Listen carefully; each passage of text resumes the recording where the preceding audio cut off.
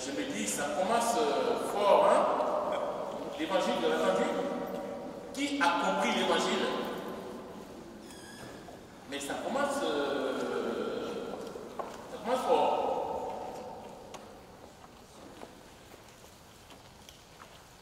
Là, on se dit, quel chemin nous avons pris? On peut se dire, mais ça va mieux ailleurs. Il y a trop de contraintes à suivre le Christ. J'aimerais partir des deux exemples ou interpellations du Christ au cœur de l'Évangile pour justement nous parler, pour nous aider à méditer sur les lectures que nous avons entendues. Quel est celui d'entre vous qui veut bâtir une tour et qui ne commence pas par s'asseoir pour calculer la dépense et voir s'il a de quoi aller jusqu'au bout? Et quel est le roi qui part en guerre contre un autre roi et qui ne commence pas par s'asseoir pour voir s'il peut, avec 10 000 hommes, affronter l'autre qui vient l'attaquer avec 20 000? Frères et sœurs, dans ces deux exemples, dans ces deux interpellations,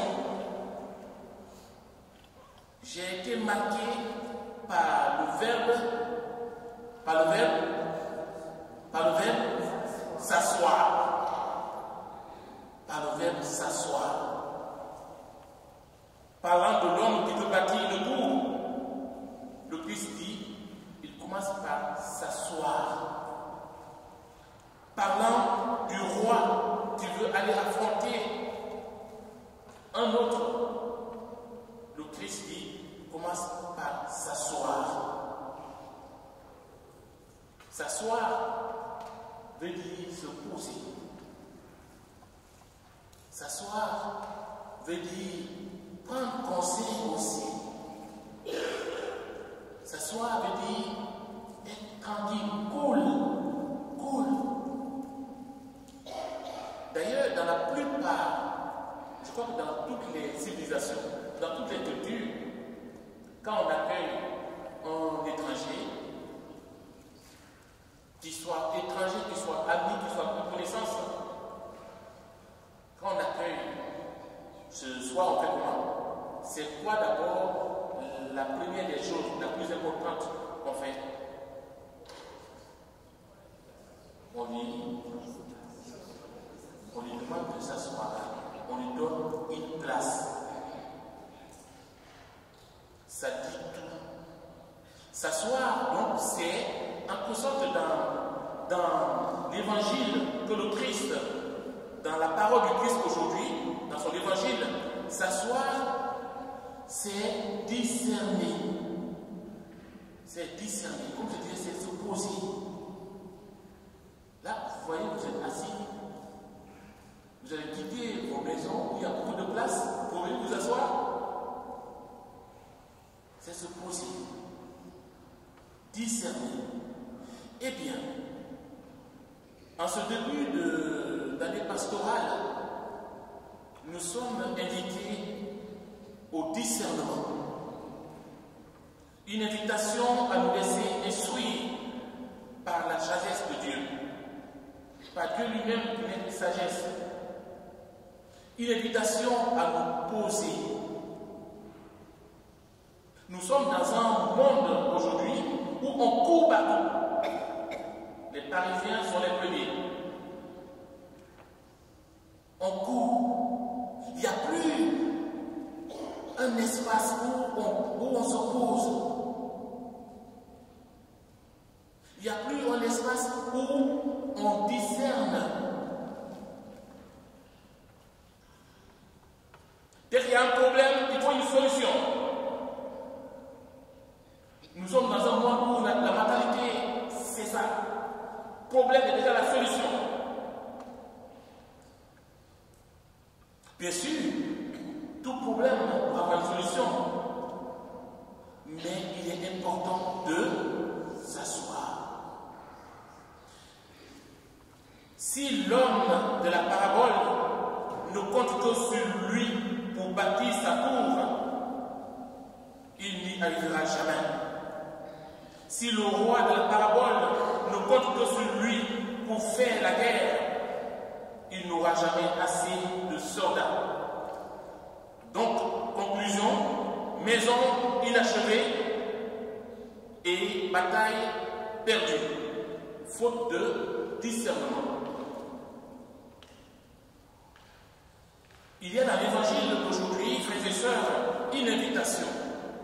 Et l'évangile, qui signifie bonne nouvelle, c'est le Christ lui-même, celui qu'il faut préférer, comme il le souligne dans l'évangile, celui qu'il faut préférer à tout, celui qu'il faut mettre au cœur de tout, au centre de tout, celui qui a le fondement de tout, comme on le dit souvent, l'alpha et l'oméga, qui signifie le commencement et la fin, celui en qui, avec qui et par qui il faut mener notre vie.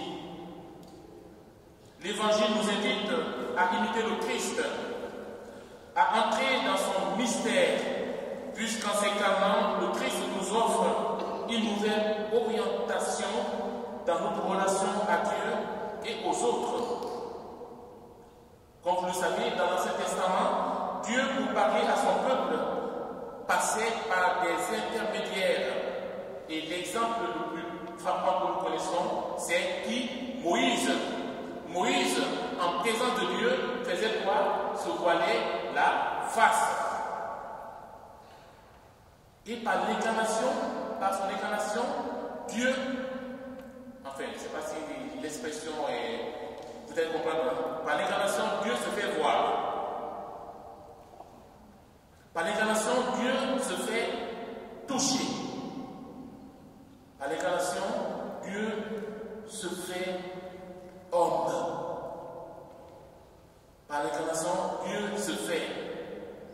Ça se dit aussi, hein. Se fait toi, se fait moi, se fait nous. Dieu nous ressemble. Et donc, nous avons accès à Dieu. Si nous avons accès à Dieu, nous sommes donc invités à le mettre au cœur de notre vie. Nous sommes invités à l'accueillir en tout. Nous sommes invités à le suivre. Jésus, dans la nouvelle alliance, nous invite à une relation, à un compagnonnage, comme nous l'avons entendu dans la deuxième lecture, où Saint Paul invite à ce compagnonnage, à cette relation fraternelle.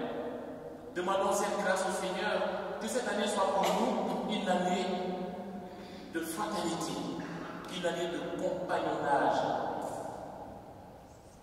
une année où nous marchons ensemble. Tout à l'heure, au début de la messe, notre frère, notre berger, lui, nous invitait justement à être ceux et celles qui invitent aussi, qui invitent. Venez avec vos compagnons. Venez accompagner. À Christ est vivant, venez accompagner par d'autres personnes. Et c'est ça en fait, l'Église que nous sommes appelés de former, de fonder, de vivre. Et comme vous le savez bien, suivre le Christ est un renoncement à conduire soi-même sa propre vie. Un appel à quitter nos sentiers battus pour emprunter un chemin nouveau. Une invitation à le mettre à la première place, car souvent, nous l'avons comme plan B, plan C, notre même plan E, jusqu'à même plan Z, c'est-à-dire, en fait, c'est quand ça ne va pas qu'on se tourne vers lui. Dès qu'il y a problème, il faut trouver une solution. Et nous sommes repliés à chaque fois sur nous-mêmes pour trouver ces solutions. En ce 23e dimanche, nous sommes invités à nous asseoir. Nous sommes invités à discerner. Nous sommes invités à mettre Dieu au cœur de notre vie, de notre quotidien. Car bien souvent, nous choisissons ce qui est bon, ce qui est bien pour nous, et ensuite, nous nous tournons vers Dieu. Qui dit discerner, dit bon sens, clairvoyance, intelligence, jugement, pertinence, raison, sagesse. Nous l'avons entendu dans la première lecture. Nous invitons ici à cette sagesse, à demander cette sagesse au début de cette année pastorale. Et vous savez, le contraire de discerner, c'est l'aveuglement et la confusion. Le bon esprit nous donne le bon discernement et le mauvais esprit nous met dans la confusion et nous plonge dans l'aveuglement total. Demandons au Seigneur de nous donner son esprit de discernement au début de cette année pastorale, que nous puissions nous laisser conduire par lui, que nous puissions nous laisser déplacer par lui, que nous puissions nous laisser aimer par lui. Amen.